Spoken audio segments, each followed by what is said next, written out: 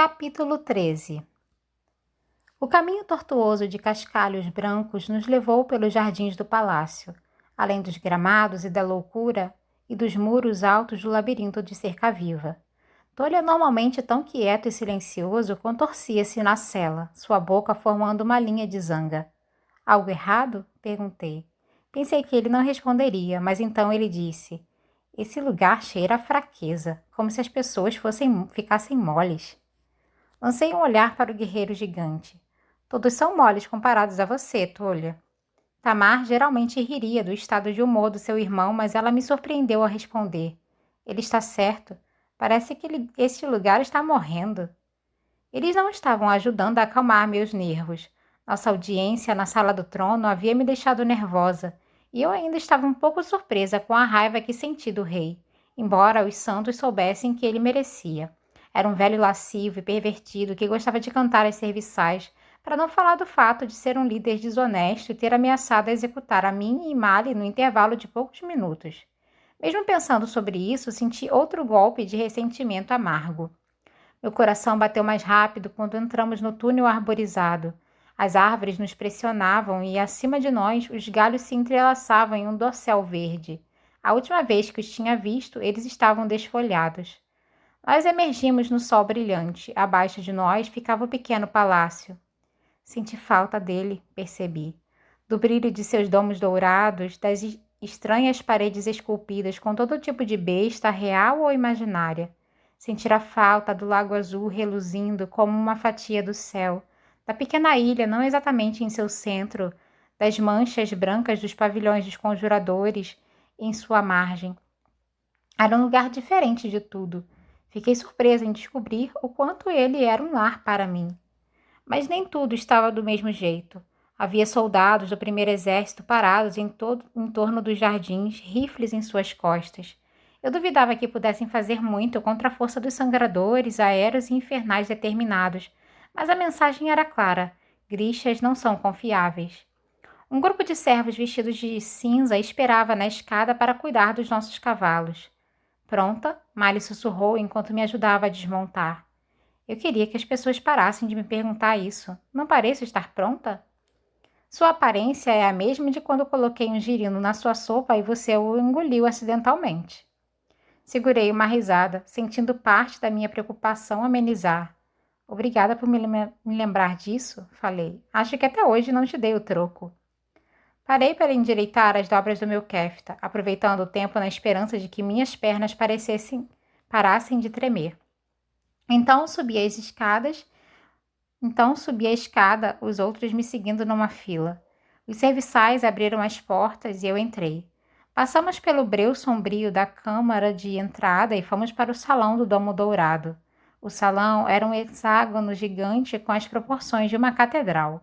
Suas paredes esculpidas eram revestidas de madrepérola e cobertas por uma enorme cúpula dourada que parecia flutuar sobre nós a uma altura impossível. Havia 4 mesas arrumadas em um retângulo no centro da sala, e era nela que os grixas aguardavam. Apesar de estarem em número reduzido, ainda mantinham suas ordens, sentando ou aguardando de pé em grupos amontoados de vermelho, roxo e azul. Eles realmente adoram suas belas cores, resmungou Tolha. Não me dê ideias, sussurrei. Talvez eu decida que minha guarda pessoal deva vestir redingotes amarelos berrantes. Pela primeira vez, vi uma expressão parecida com medo cruzar seu rosto. Seguimos adiante e a maioria dos grixas se levantou. Era um grupo jovem e, com uma pontada de inquietação, percebi que muitos dos grixas mais velhos e mais experientes tinham escolhido desertar para o lado do Darkling. Ou talvez apenas tivessem sido sábios o suficiente para fugir. Eu havia esperado que poucos corporal que permanecessem. Eles haviam sido os grixas de hierarquia mais elevada, os lutadores mais valiosos e mais próximos do Darkling. Ainda havia alguns rostos familiares. Sergei foi um dos poucos sangradores que decidiram ficar. Marie e Nadia continuavam com os Eterialki. Fiquei surpresa ao ver David encurvado em seu lugar na mesa dos Materialki. Sabia que ele tinha dúvidas quanto ao Darkling, mas isso não o impedira de soldar o colar do cervo no meu pescoço. Talvez por isso ele não olhasse para mim, ou talvez só estivesse ansioso de voltar para sua oficina. A cadeira de ébano do Darkling havia sido removida. Sua mesa encontrava-se vaga. Sergei foi o primeiro a se adiantar. Alina Starkov, disse ele com firmeza. É um prazer recebê-la de volta ao pequeno palácio. Notei que ele não se curvou. A tensão crescia e pulsava pela sala como algo vivo. Parte de mim desejava quebrá-la. Seria fácil, eu poderia sorrir, rir, abraçar Marie e Nádia. Embora nunca tivesse pertencido a este lugar, eu representava bem esse papel. Seria um alívio fingir que eu era um deles novamente. Mas me lembrei dos avisos de Nikolai e me segurei. Fraqueza é um disfarce. Obrigada, Sergei. Eu disse deliberadamente informal. Estou feliz de estar aqui. Ouvi rumores sobre sua volta, disse ele. Tantos quantos sobre a sua morte. Bem, como pode ver, estou viva e tão bem quanto esperado depois de semanas de viagem por vir. Disseram que você chegou na companhia do segundo filho do rei, disse Sergei. Aí estava, o primeiro desafio. É verdade? Falei com prazer. Ele me ajudou na minha batalha contra o Darkling. Uma agitação percorreu a sala. Na dobra? Sergei perguntou, levemente confuso. No mar real, eu o corrigi. Um burburinho surgiu na multidão. Eu ergui a mão e, para meu alívio, eles ficaram em silêncio. Faça-os seguir as pequenas ordens e eles seguirão as grandes. Tenho muitas histórias e informações para compartilhar, falei. Mas isso pode esperar. Voltei ao Exalta com um propósito. As pessoas estão falando em casamento, disse Sergei. Bem, Nikolai ficaria entusiasmado. Não voltei para ser uma noiva, falei. Voltei por uma única razão. Aquilo não era totalmente verdade, mas eu não iria discutir sobre o terceiro amplificador em uma sala cheia de grixas de lealdade duvidosa. Eu inspirei. Então era isso. Voltei para liderar o segundo exército. Todos começaram a falar ao mesmo tempo. Houve poucas comemorações, alguns gritos raivosos. Vi Sergei e Marie se entreolharem.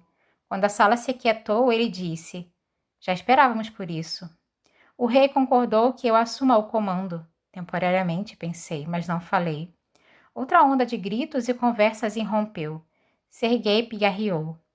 Alina, você é a conjuradora do sol e estamos contentes pelo seu retorno seguro, mas você não é capacitada para comandar uma campanha militar. Capacitada ou não, eu tenho a bênção do rei. Então, eu apresentarei uma petição ao rei, os corporal, que são os grixas mais elevados na hierarquia e deveriam liderar o segundo exército.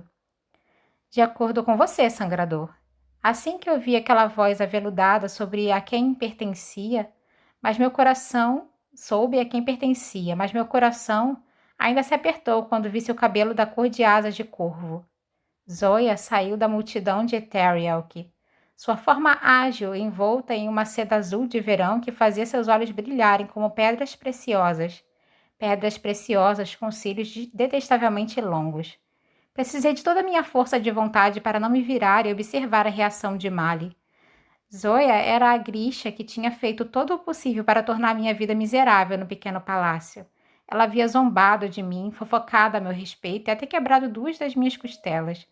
Mas ela também era a garota que tinha chamado a atenção de Mali muito tempo atrás em Kirbusk. Eu não tinha certeza do que tinha acontecido entre eles, mas duvidava de que fosse somente uma conversa animada. Eu falo pelos Eterielk, disse Zoya, e nós seguiremos a Conjuradora do Sol. Eu me esforcei para não demonstrar surpresa.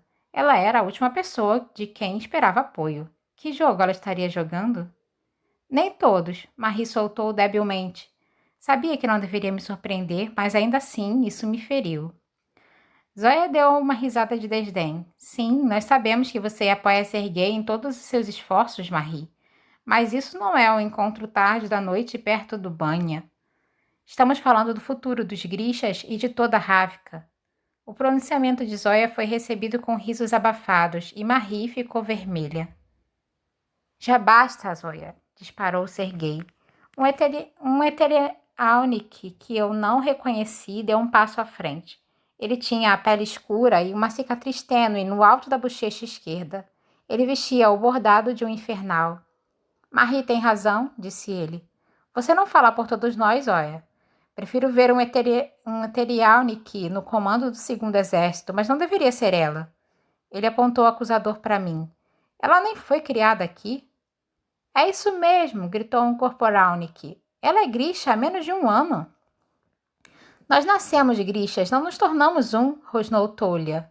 É claro, pensei com um suspiro interno. Ele escolheria justo agora para sair da concha. E quem é você? Perguntou Serguei, sua arrogância natural desaparecendo.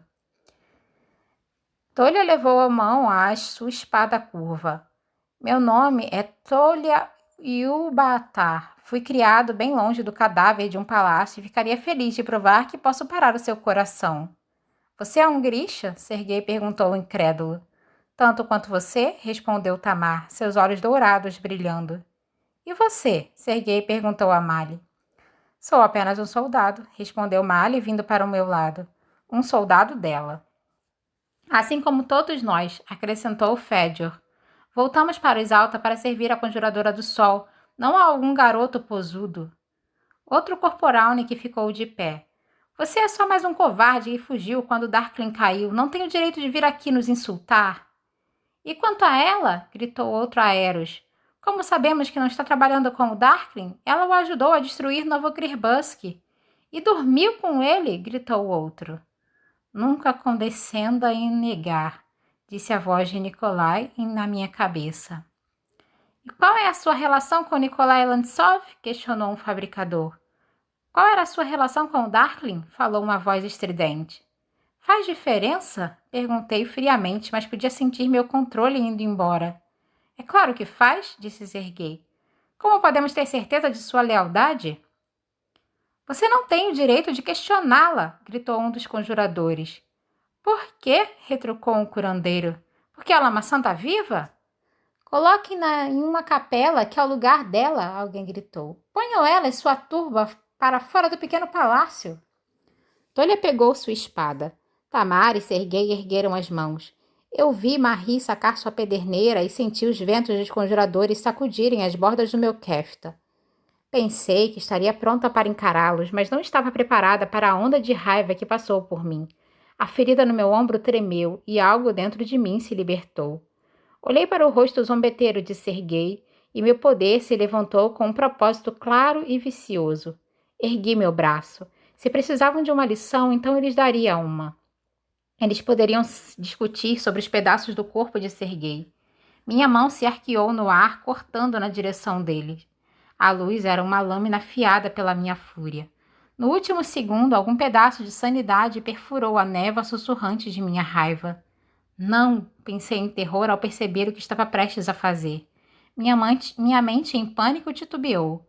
Virei de repente e joguei o corte para o alto. Um estrondo retumbante sacudiu a sala. Os Grishas gritaram e recuaram, agrupando-se rente às paredes. A luz do dia se derramou pela fissura irregular acima de nós. Eu havia dividido o domo dourado como um ovo gigante. Um silêncio profundo se seguiu enquanto cada Grisha se virava para mim, incrédulo e aterrorizado. Engoli em seco, espantada com o que havia feito, assustada com o que quase fizera. Pensei no conselho de Nikolai e endureci meu coração. Eles não deviam perceber meu medo. Vocês acham o Darklin poderoso? Perguntei, espantada com a clareza fria da minha voz. Pois vocês não fazem ideia do que ele é capaz. Só eu vi o que ele pode fazer. Só eu o enfrentei e sobrevivi para falar a respeito. Eu suava como uma estranha aos meus próprios ouvidos, mas sentia o eco do meu poder vibrando por mim e o impulsionei. Virei-me devagar, encarando cada olhar atordoado. Não me importa se pensam que sou uma santa, uma idiota ou a puta do Darklin. Se querem permanecer no pequeno palácio, terão de me seguir. E se não gostarem da ideia, vocês partirão hoje à noite ou irei acorrentá-los. Eu sou um soldado, sou a conjuradora do sol. Eu sou a única chance que vocês têm. Atravessei a sala e abri as portas que levavam às câmaras do Darklin, agradecendo em silêncio por não estarem trancadas. Caminhei cegamente pelo corredor, incerta de aonde estava indo, mas ansiosa para me afastar do salão abobadado antes que alguém visse que eu tremia. Por sorte, encontrei o caminho para a sala de guerra. Mali entrou atrás de mim, e antes de a porta se fechar, vi Tolya e Tamar assumindo seus postos. Fedor e os outros devem ter ficado para trás. Com alguma esperança, eles fariam suas próprias pazes com o restante dos Grishas, ou talvez só fossem matar uns aos outros.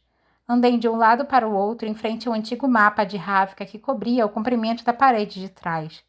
Mali pigarreou. Acho que você se saiu bem. Um soluço histérico de risada escapou dos meus lábios.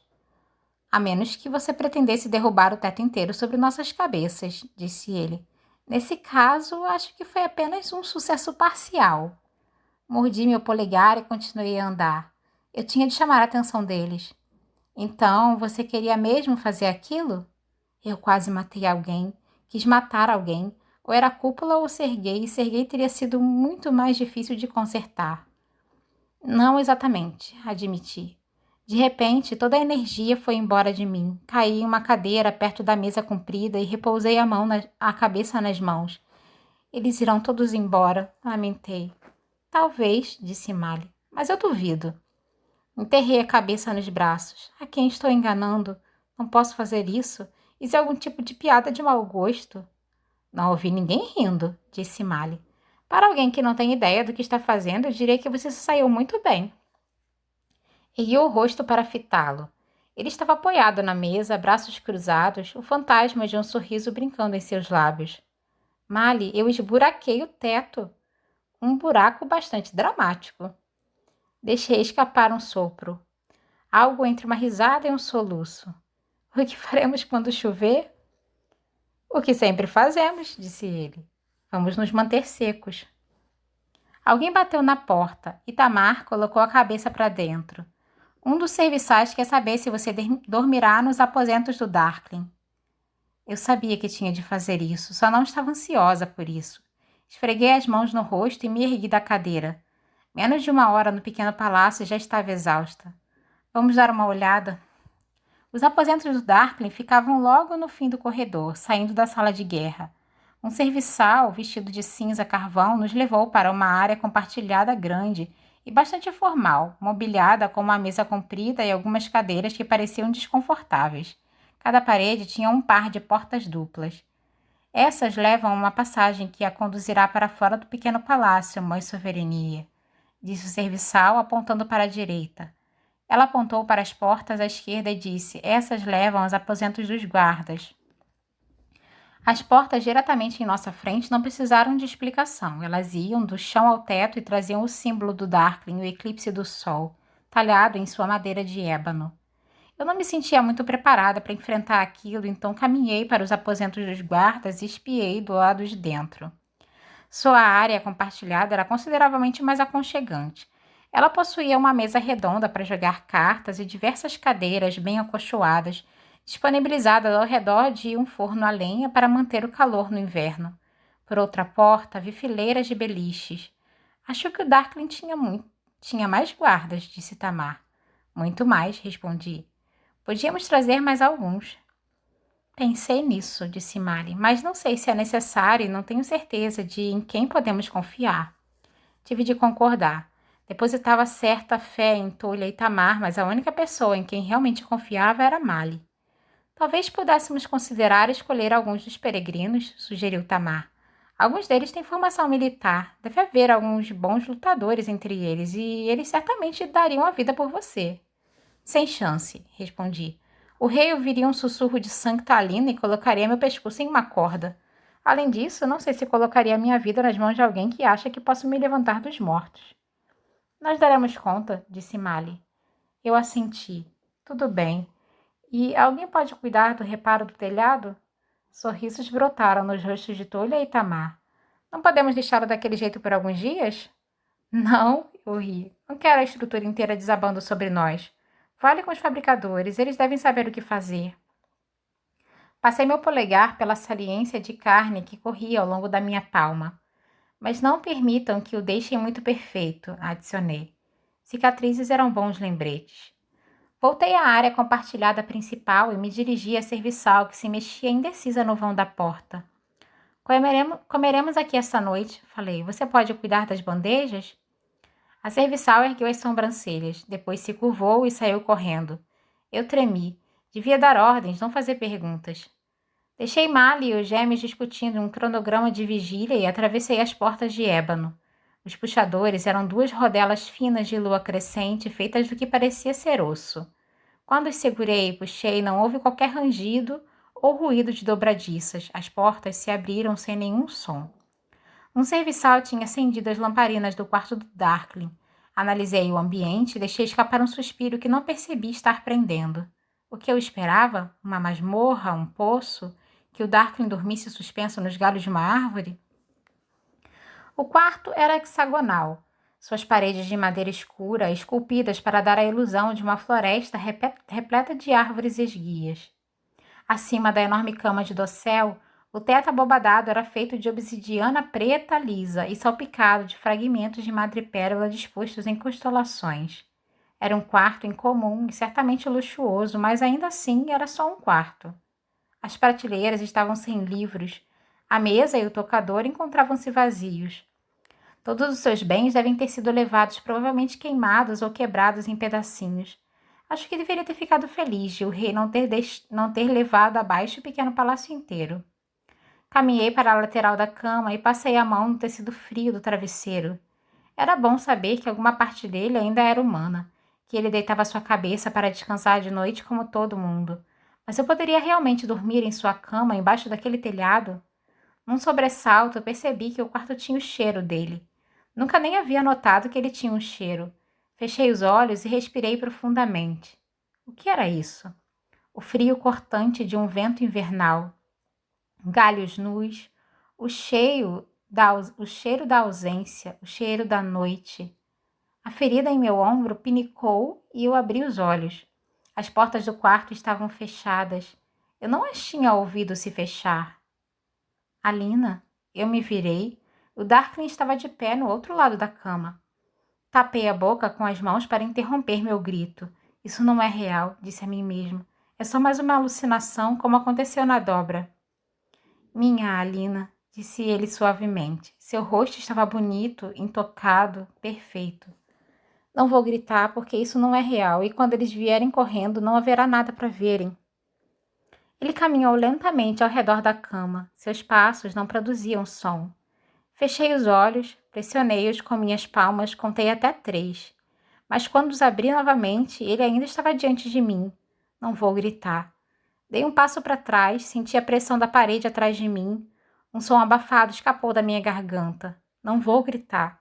Ele esticou as mãos. Ele não pode me tocar, disse a mim mesma. Sua mão não vai me atravessar. Sua mão vai me atravessar como um fantasma. Ele não é real. Você não pode fugir de mim, ele sussurrou. Seus dedos tocaram na minha bochecha, sólidos, reais. Eu os senti. O medo disparou por mim. Ergui as mãos e a luz reluziu pelo quarto em uma onda brilhante que tremulou com calor. O Darkling desapareceu. Passos ecoaram na área do lado de fora. As portas foram abertas. Mali e os gêmeos entraram com tudo, de arma na mão. O que aconteceu? Perguntou Tamar, verificando o quarto vazio. Nada, falei, forçando a palavra a passar pelos meus lábios com esperança de que a voz soasse normal. Enfiei as mãos nas dobras do meu kefta para ocultar o tremor. Por quê? Nós vimos a luz e... É que está um pouco sombrio aqui, falei. Todo esse preto... Eles me fitaram por um longo momento. Então Tamar olhou em volta. É muito depressivo. Talvez você queira redecorá-lo. Está definitivamente na minha lista. Os gêmeos deram outra olhada em volta do quarto e então foram para a porta. Tolha já resmungando com sua irmã sobre o jantar. Mali continuou na entrada, esperando. Você está tremendo, disse ele. Eu sabia que ele não me pediria para explicar dessa vez. Ele não precisava fazer isso.